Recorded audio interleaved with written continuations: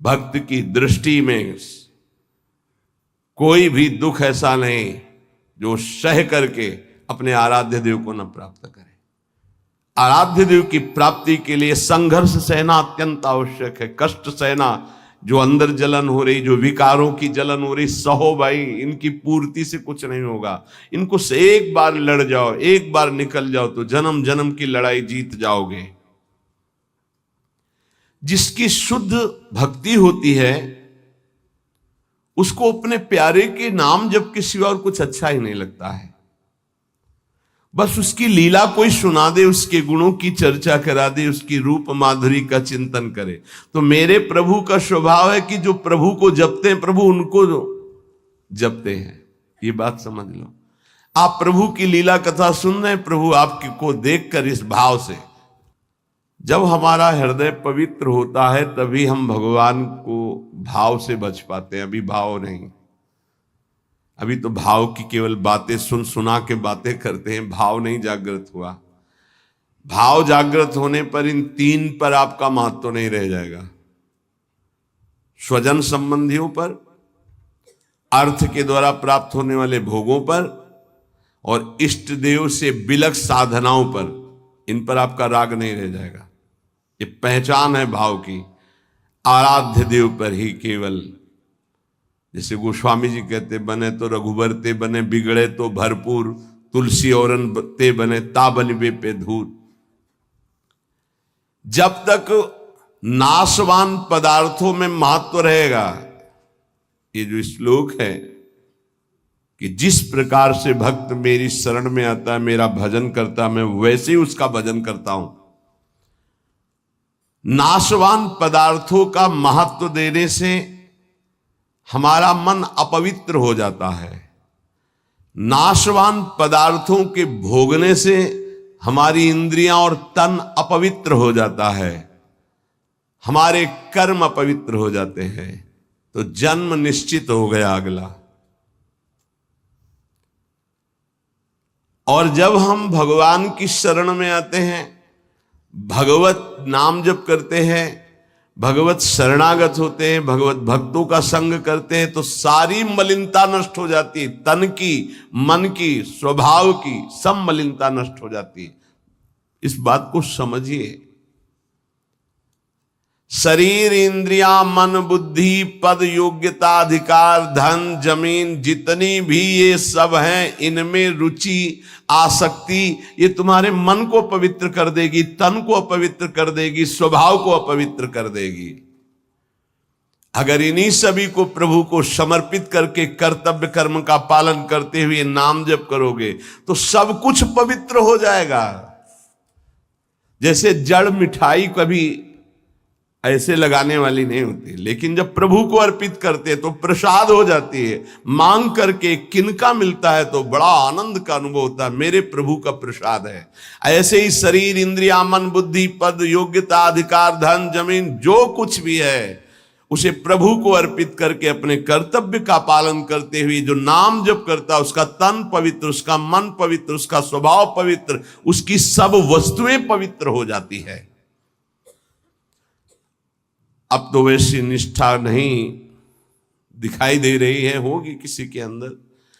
पहले महापुरुषों में देखा, जैसे श्री चतुर्भुजदास जी महाराज जो सेवक जी के मित्र थे, अगर जिस गांव में गए वहां अगर वैष्णव नहीं है, कंठी तिलकधारी, तो उस गांव के कुएं का पानी भी नहीं पिएंगे, ऐसी निष्ठा रखते थे।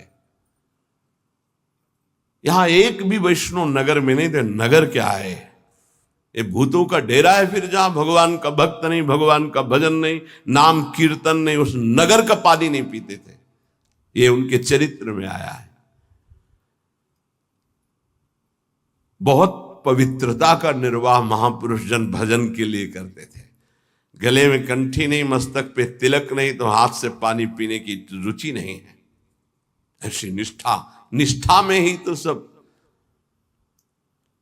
इसी निष्ठा का प्रभाव दैवी शक्ति को भी परास्त कर दिया। एक दिन एक नगर से निकल रहे थे तो देखा एक आदमी चिल्ला रहा था, रो रहा था, उसके हाथ पीछे बंधे हुए थे और बड़ा ढोल नगाड़ा बज रहा था, उसको घसीटते हुए ले जा रहे थे। चतुर्भुज दास जी मंडली के सहित मुरली मनोहर अपने ठाकुर को लेकर मुरलीधर को वो विचरण करते थे। तो उन्होंने लोगों से पूछा, ये आदमी इतना त्राहिमाम बोल रहा है, इसका कोई साथ क्यों नहीं दे रहा है, इसको क्या? तो बोले ये देवी के बलि चढ़ाने के लिए ले जाया। देवी की बलि? कहाँ है मंदिर? गांव के बाहर है। वाह, पहले उसको रुकवा दिया, इतना भजन का तेज था, रुकवा दिया और दरवाजे पे गए और कहा कि तुम मां हो? कैसी मां हो जो तुम अपने बच्चों की हत्या करवाकर मुस्कुराना सीखती हो? तुम मां हो, इसका मतलब है तुम्हारे अंदर ममत्व नष्ट हो चुका है। चाहे कोई भी सृष्टि का जीव हो, वो तुम्हारा बेटा होता है। कुपुत्रो जायते क्वचित कुमाता न भवति। ये कैसा न्याय है आपका कि आपके सामने आपके बेटे को बंदी बनाकर बलि दिया जा रहा हो, आप प्रसन्न मुद्रा में हो। वहां के पुजारी ने कहा, आप अंदर नहीं घुस सकते। बोले ये अंदर नहीं रह सकते। अब ठाकुर जी को साथ लेके देवी जी बाहर निकल आए, ठाकुर जी को सिंहासन पे विराजमान किया। उनके भागवतिक वैष्णव तेज भजन के प्रताप से लिखा हुआ है भक्तमाल जी में भी, जहां भी उनका चरित्र चतुर्भुज दास जी का, ऐसे हरिव्यास देवाचार्य जी। तो देवी जी ने कहा, क्या आदेश है हमारे लिए? देवी जी ने कहा, तो उनका पहले यहां के राजा को बोलो कि आज के बाद अगर यहां बलि चढ़ी तो सर्वनाश तुम ही करोगी। बोलो जाके यही। राजा को जाकर के देवी जी ने भय दिखाया और कहा, अगर आज के बाद किसी भी जीव की हमारे ऊपर बलि चढ़ाई गई तो हम वैष्णवी हो गई है, आज के बाद को नहीं। हाँ, अगर बलि चढ़ानी तो नारियल नींबू आदि, ये नहीं, जीवों की बलि नहीं। कंठी बांधी देवी जी के और श्री जी के चरणारविंद की आसक्ति का मंत्र दिया देवी जी को चतुर्भुज दास जी ने। ठाकुर मुरलीधर को वहां विराजमान करके नाम कीर्तन बंद करा दी, प्रथा मुक्त करवा दिया। जो बलि के लिए लाए, नाम बल, भजन बल। यदि आप प्रभु का आश्रय नहीं लिए, नाम जप नहीं कर रहे, तो यही शरीर, इंद्रियां, मन, बुद्धि, पद, योग्यता, अधिकार, धन, जमीन, ये तुम्हारे तन को मलिन, मन को मलिन, स्वभाव को मलिन और अगला जन्म निश्चित।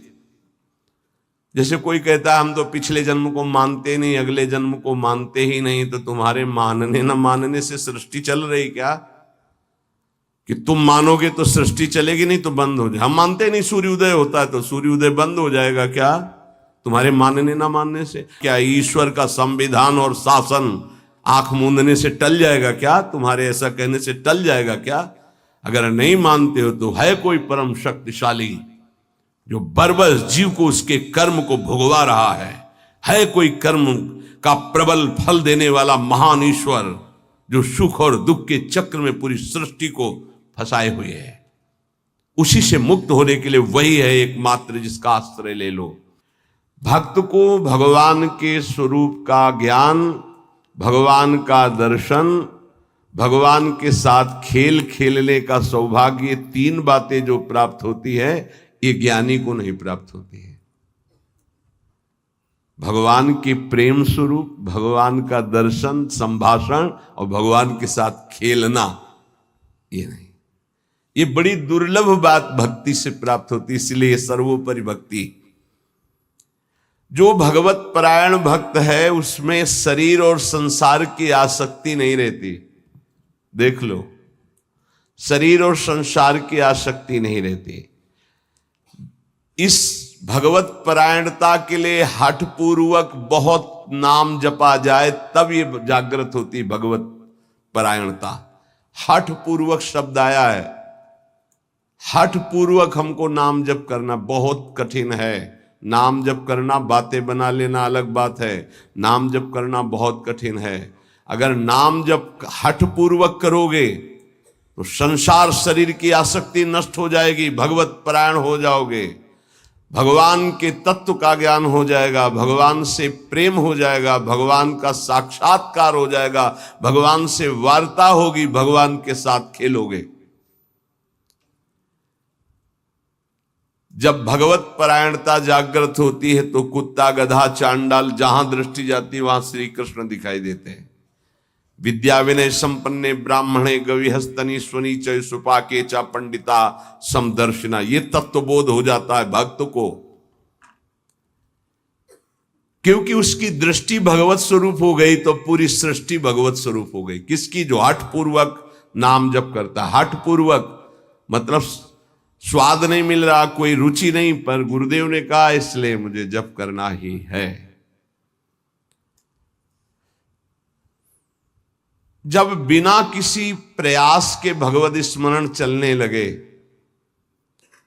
बिना कोई अटकल लगाए कि अरे सब में भगवान है और भगवान दिखने लगे, तो समझ लेना चाहिए कि अब हमारा कार्य पूरा हो गया है। सर्वत जैसे साधक देखेगा तो पहले स्त्री पुरुष दिखाई देगा, फिर भावना करेगा कि इसमें श्री भगवान है, लेकिन परिपक्व जब हो जाएगा तो ये ढांचे नहीं दिखाई देंगे, केवल भगवान दिखाई देंगे। साधक हठ पूर्वक भजन करता है, लेकिन जब परिपक्व अवस्था आती है तो भजन करना, सोचो कितना आनंद होगा। भजन करना नहीं पड़ रहा, स्वाभाविक भजन हो रहा है, स्वाभाविक स्मरण हो रहा है। देखो, जल जड़ है, जल तत्व जड़ है, पर इस जल में जब रगड़ पैदा की जाती है तो बिजली पैदा हो जाती है। इसी प्रकार जो भक्त इस जड़ जिह्वा में नाम की रगड़ पैदा करते तो इसे आध्यात्मिक अग्नि पैदा हो जाती है। यही सब पापों को भस्म करके, संचित कर्म को भस्म करके ये भगवत प्राप्ति कराती, ये समस्त विकारों पर विजय प्राप्त कराते हैं। जड़ जिह्वा पे जैसे बिजली घर्षण के द्वारा पैदा होती है, जल में जल का परस्पर घर्षण होता है, उससे बिजली पैदा हो जाती है। ऐसे जिह्वा और नाम का घर्षण होता है तो एक आध्यात्मिक शक्ति पैदा होती है जो समस्त कामनाओं पर विजय प्राप्त कराती है, जो माया को पराजित करके भगवत साक्षात्कार कराती है। पकड़ो भाई, बात को पकड़ो। हमारा मन जो चाहता है वो करवा लेता, हमें सामर्थ्य नहीं, वो सामर्थ्य नहीं। देखो ना बिजली कहां पैदा हुई हो, कहां तक प्रकाश कर रही है। ये बिजली पैदा होने का स्थान थोड़ी है, बिजली तो कहीं और पैदा हुई, लेकिन एक संबंध के कारण वो यहां भी प्रकाशित हो रही है। क्रम से संबंध है तो यहां प्रकाशित हो रही। ऐसे ही रोम रोम रग रग में अध्यात्म शक्ति का प्रकाश, तो जगत में जो भी उसके सानिध्य में आएगा वो अध्यात्म शक्ति संपन्न हो जाएगा। ये बिजली पैदा करो, बिजली तुम्हारे अंदर वो सामर्थ्य है कि तुम ये आध्यात्मिक शक्ति प्रकाशित कर सकते हो। क्या करो? बोले इस जड़ जिह्वा में नाम को रगड़ो, इसी से बिजली पैदा हो जाएगी। बहुत संघर्ष करता है तब भाव का प्रादुर्भाव हो जाता है। ये यथा माम प्रपद्यन्ते तास तथैव भजाम्यहम् मम वर्तमानो वर्तन्ते मनुष्या पार्थ सर्वशा। भक्त भगवान की जिस भाव से, जिस संबंध से उपासना करता है, भगवान वैसा ही दर्शन देते हैं। देख लो, जब जहां जैसा भक्तों ने भाव किया, भगवान वैसी ही लीला की। ऐश्वर्य भाव रखोगे तो ऐश्वर्य दिखाई देंगे, माधुर्य भाव रखोगे तो माधुर्य दिखाई देंगे। भगवान उसी प्रकार से भक्त के अनुभव में आते हैं जो जैसा भगवान के प्रति भाव रखता है। कोई भक्त भगवान को अपना गुरु मानता है तो भगवान श्रेष्ठ गुरु रूप में आ जाते हैं। अगर कोई भगवान को शिष्य मानता है, ऐसे संत महात्मा जन जो भगवान को शिष्य मानते हैं, तो भगवान एक श्रेष्ठ शिष्य बन जाते हैं। देखो, संदीपनी जी के शिष्य बने, विश्वामित्र जी के चरण चापे, वशिष्ठ जी के समीप बैठकर शिष्यत्व स्वीकार कर योग वासिष्ठ का प्रवचन सुना। यदि भगवान को माता माना जाए तो भगवान माता रूप में अनुभव देते हैं। भगवान को पिता माना जाए तो भगवान पिता रूप में अनुभव देते हैं। भगवान को पुत्र माना जाए तो भगवान पुत्र रूप में अनुभव। देखो, एक दिन देवर्षि नारद जी दर्शन करने गए नंद महल में, तो देखा मोटी डेहरी बाबा की डेहरी, तो तो उसको लालजू महाराज लांघना चाहते थे, दरवाजे के बाहर खेलने जाना चाहते थे।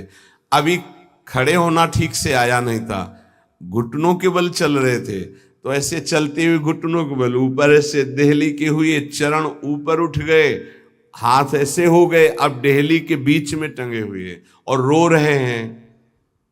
नारद जी ने देखा, साष्टांग दंडवत किया, बोले प्रभु देहली पार कर दे क्या? तो बोले जानते नहीं हो क्या हमारे लिए देहली? उन्हें बोले जानते हैं प्रभु, वामन अवतार में एक चरण बढ़ाया था तो ब्रह्मलोक तक गया था। तो बोले तुम जानते हो ना ये तुम्हारे लिए लीला नहीं है, मुझे पुत्र भाव से उन लोगों ने भजा है तो उनकी सुख के लिए मैं लीला करूं। चलो बीड़ा लो और दूर खड़े होकर के दर्शन करो। रोने मैया मैया मैया भागती हुई आई, अरे मेरे लाला, उठाया गोद में और दासियों को डांट रही, तुम लोग ध्यान नहीं देते, देखो लाला मेरा कस, मैया की गोद में। अगर कोई मुझे पुत्र मानता, देखो जगत को एक क्षण में रचने वाले पिता उनको पुत्र माना तो घुटनों के बल भक्त के आंगन में चल रहे हैं। जगत का भरण पोषण करने वाले प्रभु का भरण पोषण यशोदा मैया के वक्षा स्थल के दुग्ध से होता है। कैसा भाव का खेल है। ये बड़ा सुंदर स्वरूप है। जब यशोदा मैया छड़ी लेकर, बहुत उपद्रवी हो गया है, लालजू महाराज ने देखा आज तो पिटेंगे। मैया आवेश में है, ऐसे दोनों हाथ से ऐसे, तो पूरा काजल गाल में, कितनी सुंदर शोभा, विशाल नेत्र है ना, एक बूंद आंसू नहीं, और रोते जा रहे, मैया की तरफ भयचकित देख रहे हैं, दया आ जाए छड़ी ना। कौन है? भ्रकुट टीढ़ी कर दे तो भय को भी भयभीत कर देने वाले प्रभु। ये देखो भाव देश का स्वरूप देखो। अरे छठी के दिन इतनी विशाल पूतना को भी, तो इनके लिए कोई भय है क्या? लेकिन भाव का देखो खेल। मैया ने पुत्र माना तो प्रभु वैसे ही लीला दर्शा रहे। अरे और तो और बात जाने दो, यदि भगवान को नौकर मान लो तो वो नौकर भी बन जाते हैं। वो कह रहे हैं कि नौकर बनू हजाम। कैसे अद्भुत। त्रिलोचन जी के यहाँ, एकनाथ जी के यहाँ श्रीखंडिया के रूप में, माधवदास बाबा के यहाँ स्वयं जगन्नाथ जी सेवक ही बने हुए तो लगे ही। ये ऐसे भगवान से यदि अपनापन करके कोई भाव कर लो, वो आपको अनुभव कराएंगे। सच्ची कहते तुम पहचान नहीं पा रहे, रोज तुमसे मिलता है वो, हर क्षण तुमको देखता है क्योंकि तुम भक्त हो उनके, लेकिन तुम्हारे अंदर वो दृष्टि नहीं है इसलिए नहीं देख पाते। रोज मिलता है छलिया, वो रोज मिलता है वेश बदल कर। इसीलिए हर समय सावधान रहो, पता नहीं किस रूप में मेरा प्रीतम आकर के, हाँ, कहीं चूक ना हो जाए। त्रिलोचन जी के हृदय में था कोई ऐसा साधु सेवी मिले, क्योंकि मुझे इतना समय नहीं मिलता कि मैं संतों के पास बैठूं, उनके मन की बात पूछूं, फिर वैसा उनकी सेवा करूं। व्यवस्था सब हो जाएगी, कोई ऐसा नौकर में। भक्त के अंदर की कोई भी इच्छा भगवान अधूरी नहीं छोड़ते। मुझे कोई नौकर रख ले, 14 वर्ष की अवस्था, नौ किशोर अवस्था, मलिन वस्त्र धारण किए हुए, फटे पुराने, ऐसे जैसे नौकर धारण करते हैं, सामने से निकले। और जगह बोलते जाके नहीं, केवल त्रिलोचन जी के दरवाजे में बोल सकते हैं ये कि मुझे नौकर रख ले। और किसी की हिम्मत ही नहीं, ब्रह्मा की भी हिम्मत नहीं, ब्रह्मा की भी हिम्मत नहीं कि इनकी तरफ ऐसे भाव से दे। ये भक्तों का खेल है। त्रिलोचन जी आओ आओ, हमें तो जरूरत है एक नौकर की, बस संत सेवा करवाने के लिए। आप क्या कर लेते हो? बोले बचपन से अनाथ हूं, मेरा कोई है नहीं, न माता न पिता न परिवार। तो झूठ भी नहीं बोल रहे, इनका कोई है ही नहीं, यही सब है तो इनका कौन है? बड़ा विचित्र खेल। भगवान शंकर का ब्याह हो रहा है तो शाखोच्चार बुलवाया जाता है, पीढ़ी के कुल परंपरागत। कहा गया हाँ आप अपने पिता का नाम लीजिए। भगवान शंकर ने कहा हम किसका नाम ले पिता के रूप में? चलो, ब्रह्मा जी की भ्रकुट से रुद्रावतार होता है, उनका ब्रह्मा जी, पिता ब्रह्मा, और पितामह अभेद है हरि और हर, पर चलो भगवान हरि की नाभि कमल से ब्रह्मा जी की भ्रकुटी से रुद्रावतार, तो कहा हरि। प्रपितामह बोले शंकर। बाप बाबा के बाप बाबा है, अब उनके आगे कोई है नहीं तो क्या, बोलो प्रपितामह में शंकर को बोलो। नहीं वो तो पहले बुलवाया है ना आपने, तो बोले पहले भी हम हैं, बाद में भी हम हैं, बीच में भी हम हैं। ये हैं इनका, तो इनकी हर बात सत्य होती है। कह रहे हैं कि मैं अनाथ हूं, क्यों? ये सबके दीनानाथ हैं, इनका नाथ कौन हो सकता है?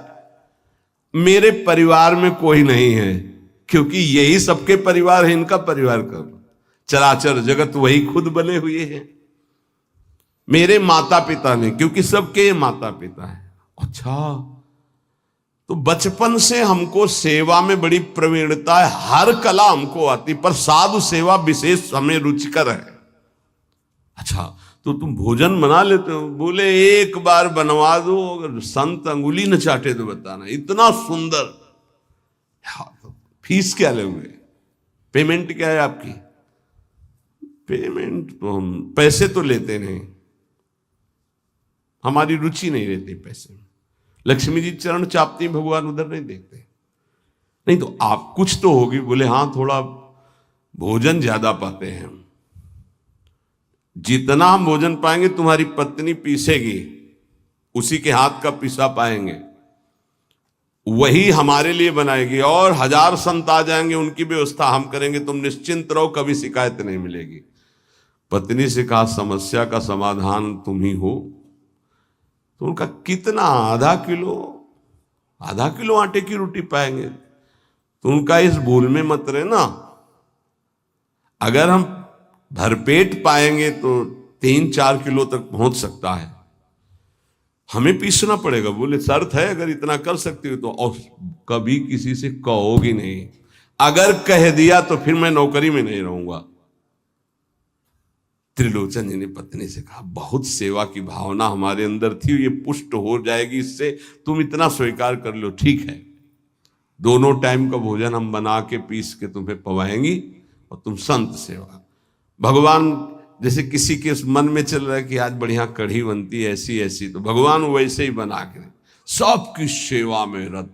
अब तो वहां संत समाज आती, खूब नाम कीर्तन, खूब कथा। त्रिलोचन जी निहाल हो गए कि मुझे, और नाम पूछा तुम्हारा नाम क्या है? तो बोले अंतर्यामी। अंतर्यामी, जब से अंतर्यामी ये सेवक पधारा, तब से जो संत सेवा हुई, मन नाच पड़ा। भगवान को बार बार धन्यवाद देते, प्रभु ऐसा सेवक भेज दिया। और ये नहीं समझ पा रहे थे कि जिनको धन्यवाद दे रहे वही है। अब सुबह का पीसना 10 बजे तक पीस कर बना के खवाया, बर्तन मांजा, शाम के फिर पीसने का नंबर, क्योंकि उतना ही पाना है। वर्ष भर हो गया, कहीं जाने को नहीं मिला। एक दिन आया कि दोपहर थोड़ा समय में तो निकले, बगल में पड़ोसन मित्र थी उसके, वो गए। तो उन्होंने कहा कि बहन बहुत दुबली हो रही हो, कुछ बात तो है ही है, विचित्र चरित्र है। वो यही कहेंगे, कहना नहीं किसी से, पूरी बात ऐसे फैल जाएगी, क्योंकि महाराज ये स्वभाव रखा गया है। महाराज युधिष्ठिर जी ने ये शाप दे दिया था। जब सबको अर्घ दान दिया जा रहा था, तो माता कुंती ने कहा कि बेटा कर्ण को भी अर्घदान दे दीजिए, जो पित्त तर्पण आदि के मंत्रों द्वारा। तो उनका उसके कारण ही पूरे वंश का, कौरवों के विनाश हो गया। अगर वो साथ ना देता तो कभी हमसे युद्ध ही नहीं होता। ऐसे विपक्षी के लिए आप कैसे बोल दिए कि आप उसको पित्त तर्पण करो इस समय? माता आपकी बुद्धि कैसा निर्णय कर रही है? ऐसे धूर्त को तुम कह रहे हो कि मैं, जो द्रौपदी के लिए गंदे वचन बोला, जिसके बल से बलवान होकर दुर्योधन ने युद्ध किया, न जाने क्या क्या कष्ट सहना पड़ा। तो उनका बेटा तुमसे छुपाया था एक बात है। क्या? वो तुम्हारा बड़ा भाई है। कर्ण मेरा बड़ा भाई। तब उन्होंने कहा, मां अगर तुम इतना कह देती तो मैं पैर छूकर जे ही उसके सामने झुकता तो पूरा बच जाता, राज समाज नहीं मारा जाता, क्योंकि उसी के बल से दुर्योधन बलवान होकर लड़ रहा था। हमें कोई वैर होता ही नहीं। जब कर्ण को हम अपना राज्य दे देते तो दुर्योधन का मित्र ही था, कोई झगड़ा ही नहीं होता। मां ये बात पहले क्यों नहीं बताई? आज से मैं शाप देता हूं, कोई भी विशेष गुप्त बात माताओं के हृदय में ना टिके। संसारिक बात की क्षमता को सह पाना कोई महाभागवत की ही बात है। तो उन्होंने कहा कि कहना नहीं। अरे बोले दीदी तुम विश्वास मानो, कभी कहा है हमने? बोले एक नौकर आया है, बस कहना नहीं। बोले नहीं, किसी से नहीं। एक नौकर आया है, वो बहुत सेवा करता है पर खाता बहुत है, और उसको बना बना के हम ही को खवाना होता है, इसलिए हम दुबली भी हो गए, तुमसे मिलने भी नहीं आ पाए। लेकिन कहना नहीं, वो चला जाएगा। जब लौट के आई तो हाँ नहीं थे, अंतर्यामी भगवान नहीं। त्रिलोचन जी तो हाँ अंतर्यामी कहाँ गए, खूब ढूंढा नहीं मिले, बहुत विकल होके रो रहे थे। उसी समय उसी रूप में भगवान प्रकट हुए। मालिक, अरे अंतर्यामी, जो ही नजदीक जाने की कोशिश तो देखा ललित त्रिभंगी भगवान से। प्रभु आप? बोले मैं ही तो था, तुम क्या समझते तुम्हारा कोई और नौकर था? मैं ही नौकर था। मैं तुम्हारी इच्छा की पूर्ति के लिए स्वयं नौकर बना हुआ। अगर आपका भाव बन जाए भगवान के प्रति तो भगवान नौकर बन जाए। देख लो, जहां अर्जुन जी की पादुकाएं हैं वहां भगवान बैठे हैं, और जहां भगवान की पादुकाएं रखने की चौकी होती वहां भगवान शंकर सनकादि नमन करते हैं। शिव सनकादि जहां वंदना करते हैं, जिनकी चरण रखने की चौकी में, वो भगवान वहां बैठे हैं सारथी पद पे, और रथी रूप में अर्जुन भक्त बैठा है। कैसी प्रभु तर उतर कपि डार पर है, प्रभु ऐसे बैठे हैं और सब ऊपर बैठे, डाल में बैठे। प्रभु तरुतर कपि डाल पर देखिए आप। बड़ा विचित्र भगवान का कृपा प्रसाद है। जो भगवान को दोस्त मानता है तो भगवान दोस्त बन जाते हैं। जो भगवान के लिए जितना व्याकुल होता है भगवान उसके लिए उतना व्याकुल होते हैं। भगवान भक्त के बिना तभी नहीं रहते जब भक्त भगवान के बिना नहीं रह सकता। ये ध्यान रखना। आप जी रहे हो अच्छे से, वो छुपे हुए हैं। जिस दिन आप व्याकुल हो जाओगे वो छुप नहीं पाएंगे। वो बड़े प्रेमी हैं, तत्काल आपका साक्षात्कार हो जाएगा। भगवान श्री कृष्ण चंद्रजू कहते हैं, मुझे जो जिस भाव से भजता है। देखो अभी क्या भाव से भज रहे हो? अब भी भज रहे हो विषय भाव से, भोग भाव से। जिस भाव को आप, तो वही श्री कृष्ण बने हुए। सच्ची बात मान लो, उनके सिवा कोई नहीं बना होगा। वही है, मत्ता परतरम नान्यत किंचित अस्ति धनंजय, किंचन मात्र हे धनंजय, मेरे सिवा कुछ नहीं है। इसलिए आप भगवान से अपनापन कीजिए। जो वस्तु चाहोगे वो बन करके आपके समीप आ जाएंगे। वही है, वस्तु में, व्यक्ति में, स्थान में। देखो वही बनने वाले हैं, वही बनाने वाले हैं। जो वस्तु बनी वही बने हैं, पक्का समझिए। जिस समय हमारा ज्ञान दूर हो जाएगा तो ये बात समझ में आ जाएगी। वही जैसे बछड़ा और सखाओं का अपहरण किया तो सखा भगवान बन गए, उनके कपड़े बन गए, छड़ी छीका बन गए। वैसे ही रंग के बछड़ा, उतने ही बछड़ा, उतनी आयु के, ऐसे ही भगवान चराचर जगत बने हुए हैं। इसलिए हमारे अंदर भगवत भाव जागृत हो जाए तो निष्ठापूर्वक नाम जप करें, और तन मन की अपवित्रता को दूर करने के लिए कर्तव्य कर्म, जो हमें कर्तव्य कर्म भगवान की सृष्टि में मिला है उसे करके भगवान को अर्पित करें। खूब नाम जप करें, जीवन की इसी में सार्थकता है। शेष चर्चा आगे।